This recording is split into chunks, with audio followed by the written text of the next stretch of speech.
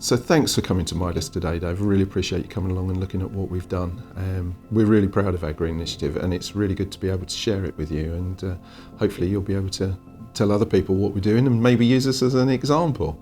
Try and stop me. So I think lots of great stuff. I think people think about for the lighting. I mean, it's just amazing how LED lighting's come on. I think the compressor stuff you told me about that, adapting your board so that if a job stops sort of halfway over through night, it doesn't continue. It's just, once you say, well, why wouldn't you do that? And those are really good things. I think the thing that probably I want to know why you thought about it is your cardboard packing stuff. They use your old cardboard to get your multiple sort of shredded thing to make packing. What? Well, that was one of those epiphany moments. We at the time we was buying something like 40 large rolls of bubble wrap a month to package our mouldings in. And when we looked at removing all single-use plastics, clearly packaging is the biggest use of single-use plastics. So we thought, well, we have so much cardboard comes into the business with the deliveries that we bring in. Why don't we reprocess that and try and use that as a packaging material? So we looked at the market, found that three-phase cardboard shredders were available. We chose one, got it on site, started to shred cardboard, instantly realising that this would actually be a direct replacement for bubble wrap. And in essence, within 2 or 3 weeks, we went from using 40 large rolls a month to none. And that not only saved us obviously all of the cost of buying that bubble wrap, but it removed all of that bubble wrap from the environment. Win-win from a climate change perspective and also from a profitability point of view. Line, yeah. So obvious, why wouldn't you do that? And the other thing is wandering around, you were saying about the solar panels, which is great to see so many solar panels, and the difference between north and south facing, which is considerable. Might be interesting to see some figures about that sometime. Sure. But I think you said you bought them on a finance agreement for over 5 years. Absolutely right. And they'll pay for themselves over that 5 years and then be, again, bottom line. Exactly right. We were really lucky that the company that we decided to partner with had a really good model that they used, obviously, to woo us, I guess you'd say. So they basically took all our half-hour data away, prepared the model, and then came back to us with a series of examples. And when we looked at the cost of financing the system through an HP agreement, the actual monthly payment was less than the saving that we would make. Now, in layman's terms, I'd call that self-financing. We were making profit from the day the system was turned on. So once again, why would you not do that? The solar farm we have on our roofs provides us with 32% of our annual power consumption. During the summer months, we're self-sufficient. Why would you not invest in a system like that when actually from day one it isn't costing the business a penny? Has it made you look at the weather forecast in a different way now? I'm obsessed with the interface. I'm obsessed with the weather. I love the fact that if there's one cloud in the sky, it really affects the performance of the system because I'm willing the cloud away. Yeah. It must be a different perspective of the weather forecast. It must entirely change it with that kind of volume.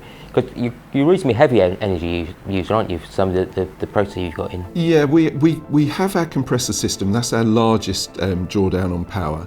And of course, 2 factories of, even though LED lights are low consumption, they still add up. There's still a usage there. Obviously, our CNC machines are running on compressed air.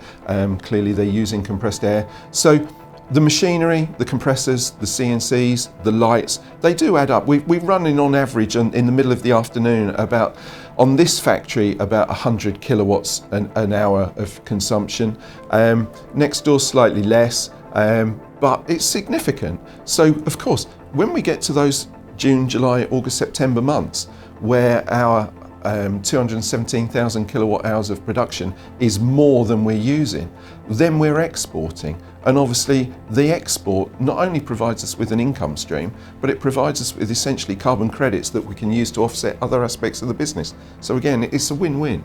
And the compressor, did you get a new compressor? We did. We partnered with a company called Anglian Compressors. They use Atlas Copco compressors.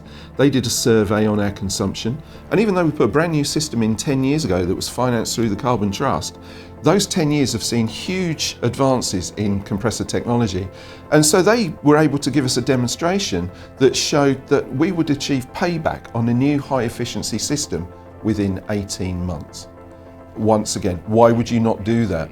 That investment in hardware, combined with the technology that we fitted to our CNC machines to cut off waste air when it wasn't needed, that's seen us achieve something like a 60% decrease in the energy consumption that our compressor setup as a whole uses. Phenomenal saving. I think we've seen the same at the council. So we had a number of years ago, the technology had changed for the cooling heating system for the computer suite, for the quite big machines.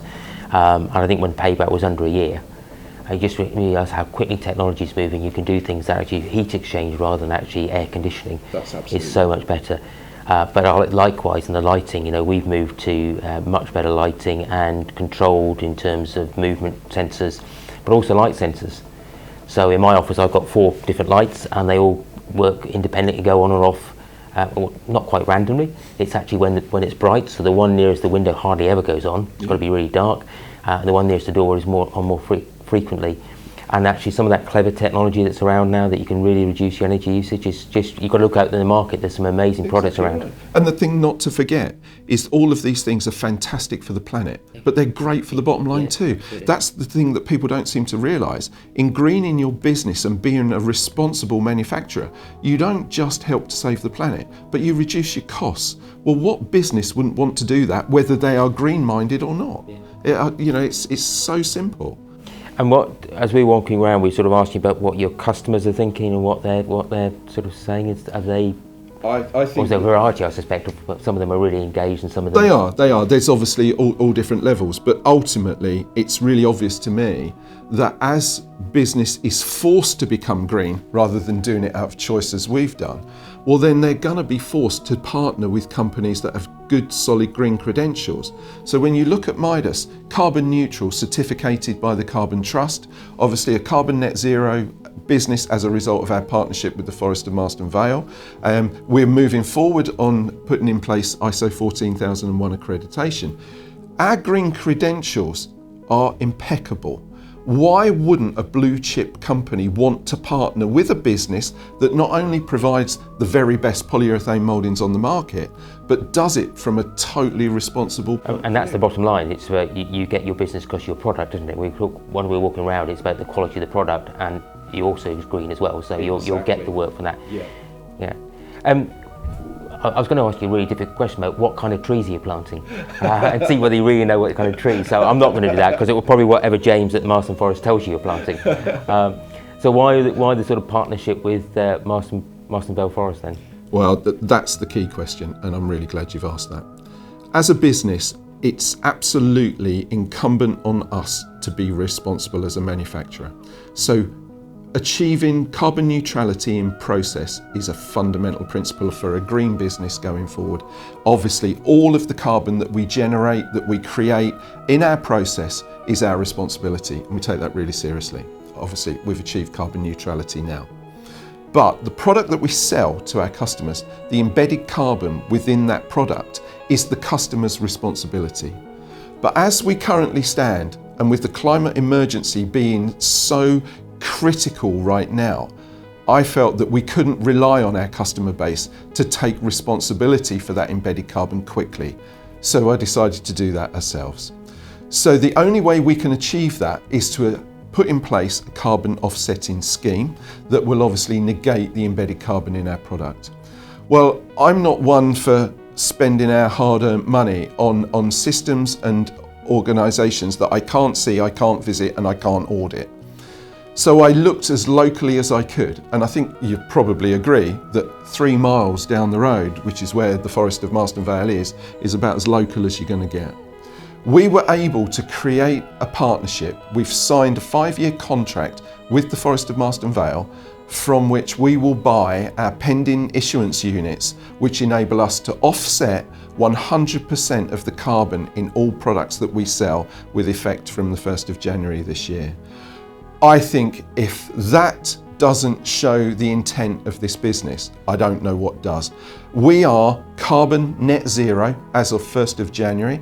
And I think when you look at our customers and our suppliers and our employees, you really can't work with or for a company that is doing more right now than we are to show true green responsibility. And the partnership with the Forest of Marston Vale is the key to achieving that. So I'm really proud of the fact that we have that relationship in place. Very good. Impressive. I've got 2 questions. Please. The first thing is, will you come and talk to the Climate Change Committee about at the council about what you've done to share some of your experiences? I'd be delighted to, and let me tell you why. It's all very well us all doing these things, putting these investments in place, making these changes, creating a climate for carbon footprint reduction. But it's only half the story. For me, the key is spreading the word, building momentum and encouraging other people, other companies, other businesses to do the same, or to do everything that they can. And so the opportunity to take another platform and to encourage people to change positively is key. And now you've laid me the pathway to my second question. So I just wonder, along with our filmmaker at Rance Films, you do a 30-second video once a month, the Midas Top Tip of the Month for greening your company that we can put out in social media. Again, I'd be delighted to. Good. I'd be delighted to, and I'm sure Rance Film would be pleased to support.